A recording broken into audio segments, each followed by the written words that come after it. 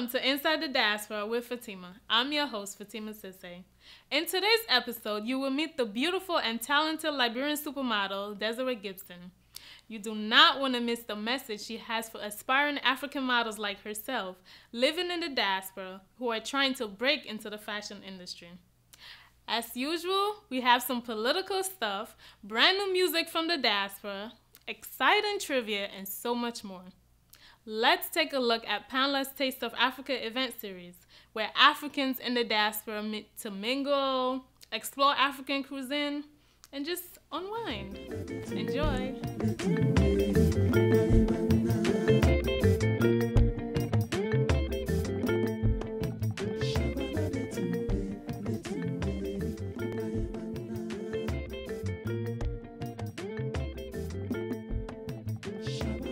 Ever wonder where Africans in the diaspora go for food, drinks, and dance in one outing? Here in New York City, they go to Panla's A Taste of Africa event series. Here, they mix and mingle with a diverse group of professionals, including entrepreneurs, socialites, and professionals. Today, we're taking you to the latest event at Taj Lounge in the city. Here's what the attendees had to say. I'm from Cameroon. Okay, is this your first Taste of Africa event? No, I've been to maybe 10 by now. Wow, so how was the one last year? All of them have been great. I went to one actually this year as well. I came to support the Panla event. It's a festival, it's two-pronged. It's a festival and it's a mixer. So we come to a food festival where we try some African food and then also mix and network with people within the New York area. The food is always good. I always come for the moi moi. That's all I eat. I don't care about anything else but moi moi. It's a mixture of an American dish and Nigerian dish. So this is sea bass and this is moi moi with plantains. It's so good. Why do you like it? Because it's so soft and it tastes like heaven. It's grounded beans with mixed flavors and then it's cooked and hardened for taste. And then plantains, obviously. Fried plantains is a traditional Caribbean Nigerian dish that you use to compensate the food. What brings you to the event every year? Well, there's not too much for the African diaspora here. And so I come here to eat African food that I'm too lazy to cook. And I come to dance, and that's about it. Who is this with you today? This is my boyfriend, Malik. He's an ordained African. She brought me, but you know, I like the atmosphere. I love being around Africans, you know, our people, and you know, I enjoy the food, I enjoy the music, and overall it's a great time, you know, me and my baby. Where are you from? I was born and raised in Brooklyn. I grew up in Red Hook. I'm now residing in Bed-Stuy, Brooklyn. Born in California. My dad's from Ghana, and my mom's from South Carolina. Well, I'm from the Bronx, New York. I live now in Jamaica, Queens. I think it's good because you mix with like different kind of people and you like interact and socialize. I think it will kind of bring us closer. I came here to give out some business cards, let people know that I'm dealing with South African artists, try to get the African vibe, you know, let the people know that we all one people. Do you consider yourself African? Yes. Why? Because, you know, personally, my ancestors were here, brought it here as slaves, and, you know, every black person is African. The diaspora is pretty diverse. You know, when you think of people of African descent, you're not only looking at black Americans, you're looking at people in the Caribbean, you're looking at people even in parts of Australia, in different continents. And an event like this shows a commonality, not just of skin color, but of cultures. It is the merging of, you know, those vibrant cultures that I think is very relevant. So I know that the goal of, you know, the Taste of Africa is to bring people of all walks of the world together. How successful is it in doing so? It's looking good. It's very successful. He's been doing this, Akin has been doing this for a long time. And I've always heard about it, but I've never really come until I came to the first event, and now I'm here at the second event. And I think I'll continue to come because I've gotten to meet a lot of people through this event, not just people from Nigeria, where I'm from, but people from other parts of Africa, like South Africa, Cameroon, and Liberia. I think it's very nice. First of all, today happens to be my birthday, so when my friend invited me, I just decided to come and have some fun. I think events like this are really great, and it's also good to support ourselves. We get to meet a lot of people at events like this, so it's always good. So keep it coming. There are actually two designers upstairs, and one of them I know that decided to do this event spur of the moment because of the exposure to a whole different demographic. You never know where the connections might come about until you start a conversation. You know, even if they're American, they're African American, you know, we were all one continent before we branched off, before the continents branched off. So, you know, we're all from each other. Welcome back, viewers. As promised, I'm sitting here with the lovely Desiree Gibson, who has such an inspiring story to tell you today. But first, let me just give you some background information on her really quickly. Gibson is 20 years old. She was born in Liberia, but grew up in Houston, Texas, where she attended Silex High School. Right after, she came to New York City to follow her dream to become a supermodel. She was recently named Miss Supermodel at the Miss Africa Tri-State Beauty Pageant. Gibson says her goal is to prove to people that African girls and women are beautiful, sexy, and smart. Thank you for joining me today, Miss Gibson. Pleasure. So how was your day so far? Oh, my day's been great, especially meeting a lovely lady like you. Thank you. So tell me, what inspired you to partake in such a very competitive industry, such as the modeling industry? Well, let me just say this. Since I was a little child, people always say, well, my family say I've been different. I don't describe what's the meaning of different. I'm just who I am. I always loved fashion. I guess fashion was just in me when I see my mother's stomach or whatsoever. So when I came to the United States, I saw Tyra Banks. I saw, you know, the lovely Naomi Campbell doing her thing. But at that moment, I didn't have enough confidence in me. You know, they say when you come from Africa, nobody considers you to be beautiful. So as I started going to school, a lot of kids picked on me. Because I'm from Africa, they call me so many names, and being black, they don't think you're beautiful. So in a way, how I could define beauty to me and to represent that I'm from Africa, well, let me just say this again. At first, I wasn't proud being an African because of so many negativity that was thrown towards me. But as I grew older, I said, you know what? I'm beautiful. Yes. Very intelligent as well. And time goes by, I started fighting and fighting and fighting. And few years later, a few months later, I came to New York. And I'm trying to make this happen. So.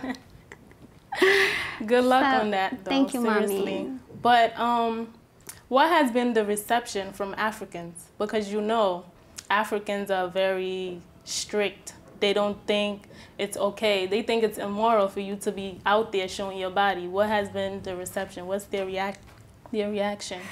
Towards my parents. Like I said, they always say I've been different. I never mean to disrespect anybody or because I want to be comfortable in my skin. Okay. And one thing I say to people, if you're not comfortable in your skin, who else would be comfortable with you? So with me coming from the African background, yes, it's hard. And I'm still fighting with my parents with this whole modeling thing.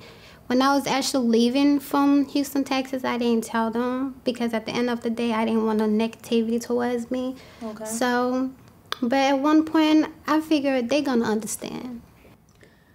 Who inspired you to become a model? Who do you look up to? Inspiration-wise. Inspiration-wise, as I say, mostly is God. God. When I felt insecure, when I cried many days, when nobody saw greater in me, I always prayed to him, and honestly, he lifted me up. And then second thing is fashion. Okay. Fashion always been an impact in my life. I wear whatever I wear when I'm walking out the door. I don't be thinking who's going to give me a compliment, because at the end of the day, I'm comfortable. And then another legend, I say, may her soul rest in peace, y'all. Brenda Fassie. I so love her. Like, I really wish she was alive. She is a legend. Wow. And I see myself in her. So if anything, I probably would take her legacy, to be honest with you. So Brenda Fassie, indeed, yes. Okay. So please tell me, do you feel more accepted by Caucasians or Black people? That's a good one. Acceptance. Honestly, I haven't been accepted in anywhere yet. Not with my African people. And I guess because the way they say I'm not African, because the way I carry myself, the way I dress, the way I talk. But honestly, I'm African from my head down to my toes. Even at one point, I wasn't recognizing the beauty and the truth of an African woman. But as a child grow up, you know what you truly want. And no matter how far you go in life, your root will always be your root. So that's one thing I keep telling people. People can try to break you down, and you can try to hide from who you truly are. But there'll be one day something will bring you back to your true root. And right now, I'm defining who I am. Wow, I like that. I really like that. So how has your experience been trying to break into the industry? Experience why? Many days I cry, many days I pray. And though it seems like I don't, it seems like I'm so strong and everything is going my way. No, it's not. First of all, truly, I really don't tell people I'm my height. I'm very short. And being in this model world, they need a light-skinned girl, a blonde hair, or just being light-skinned, and you being a dark girl, and being short as well. They don't look at you.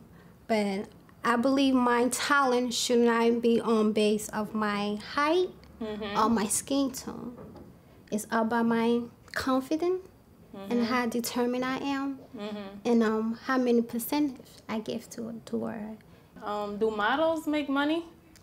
Models, yes, they do make money. And as for me, I haven't started making my money yet because I'm still trying to break through. Usually, most of these casting I go to, I'm begging them for me to be in their show.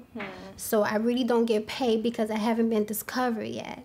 But once as I get discovered and traveled around the world, then that's when the real change comes.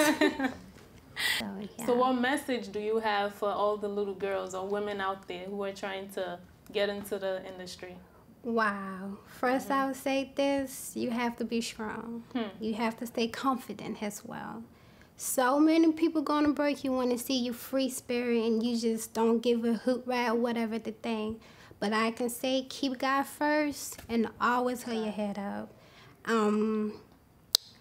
Being in this modeling world, it might seem easy when people post pictures and, the good time when they do pictures. Pictures is nothing, y'all. Like going to casting and hoping they're going to call you and just having people give you wrong advice or try to scam you is so hard. But what I can truly say, if you truly want it, never give up. Because I came so far. And people want me to give up, but I have to know a lot of people that want me to succeed, that believes in me. Exactly. And I like you as well. And that's why I'm here talking to you and telling you my story. So I would say, always stay true to yourself, no matter what negativity is. Negativity is another word of positivity. Because once the negative hits you really hard, you say, you know what, I want to prove to them that I can do it. So if all the people out there can do it, like Van Vicker, I heard he struggled a whole lot. Now look at him. He a big superstar. Everybody on him. So just stay true to yourself and never let your dream go if that's what you truly want. So that's it right there. There you have it. Thank you for joining me today, Ms. Gibson. Darling. No problem. Thank you. Stay tuned, viewers. Next, we have brand new music from Christian rapper Zelos. Zelos is a praise and worship leader at the Winners Chapel International in New York and the CEO of the indie record company, Most High Entertainment Records. The song is called Big Big God. Hope you enjoy.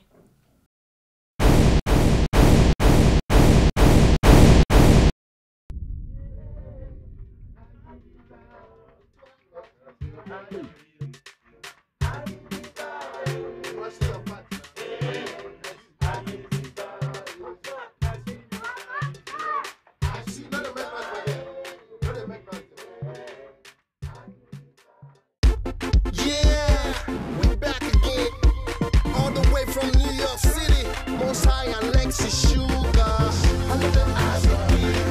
I love the Africa. I love the Africa. I love the Africa. I love the Africa. I love the Africa. I love the Africa. I love the Africa. I love the Africa. This is the size of my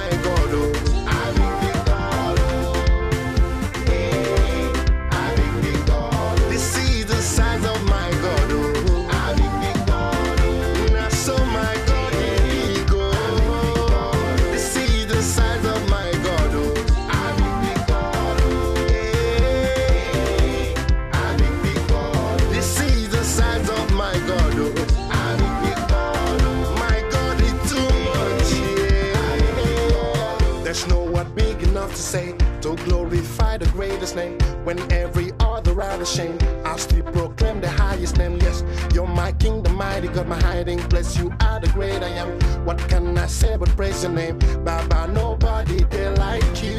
You're bigger than the ocean. You're wider than the sea. Yeah. You're deeper than the valleys.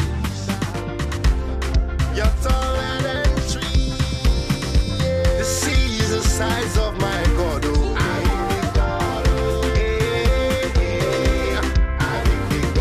The sea is the size of my God. You are Alpha and Omega, beginning and end.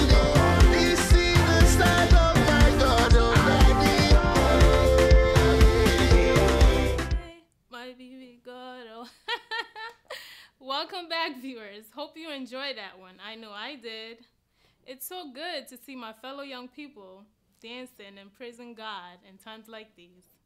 It's now time for our Issues, Views, and Review segment, where I bring you updates on issues affecting Africans in the diaspora.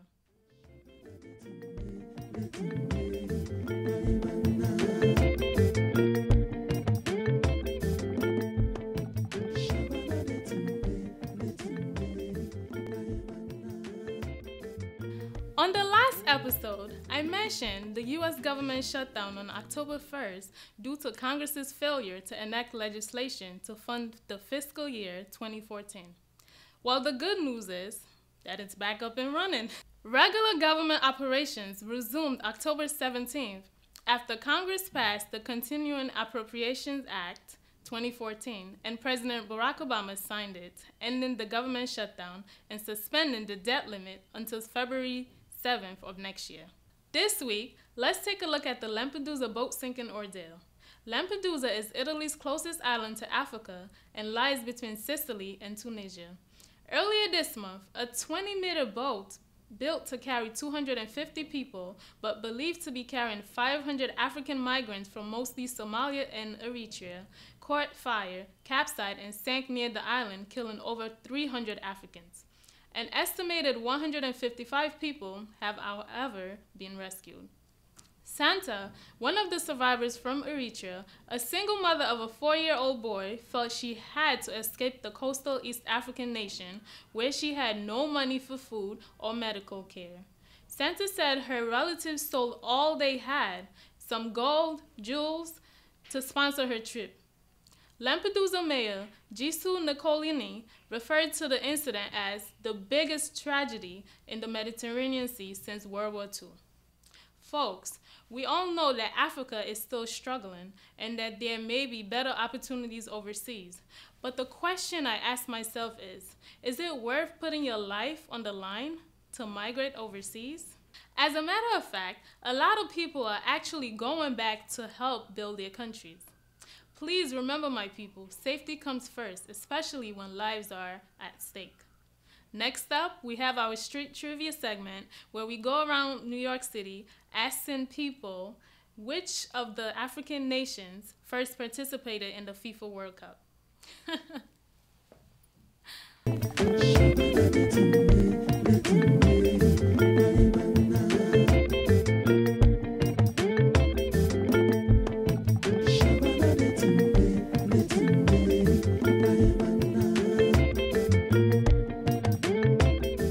What country was the first to participate in the FIFA World Cup? That's like a piece of cake. Egypt, 1930. I wouldn't know that. Was Cameroon? I think it's Cameroon, or I'm not sure, but I think it's Cameroon. I think the first one, I'm not really sure, but I think Cameroon.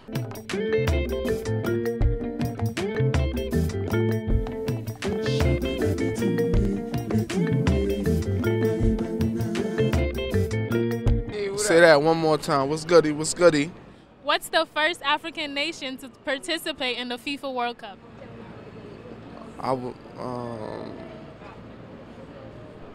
I'm not too sure. If you had to guess. If I had to guess, I'll say Nigeria. I think it's Ghana. Ghana, why? Was the best team I seen playing. In the FIFA World Cup, good question. South Africa? Yeah, I think she's Brazil. Dude, Brazil? That's in South America, mate. I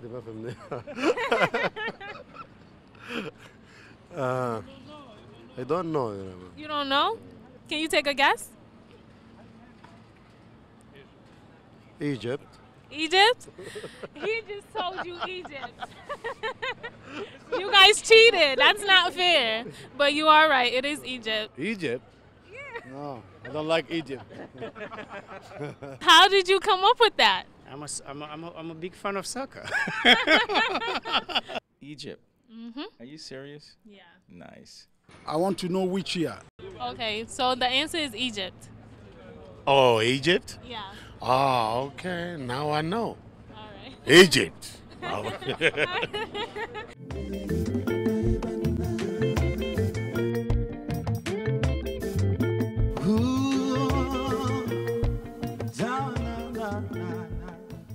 We'll now leave you with sights and sounds from the African Day Parade 2013.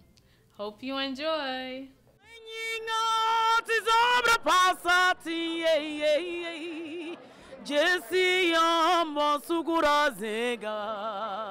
Viva Africa, Africa, viva! Viva Africa, Africa, viva!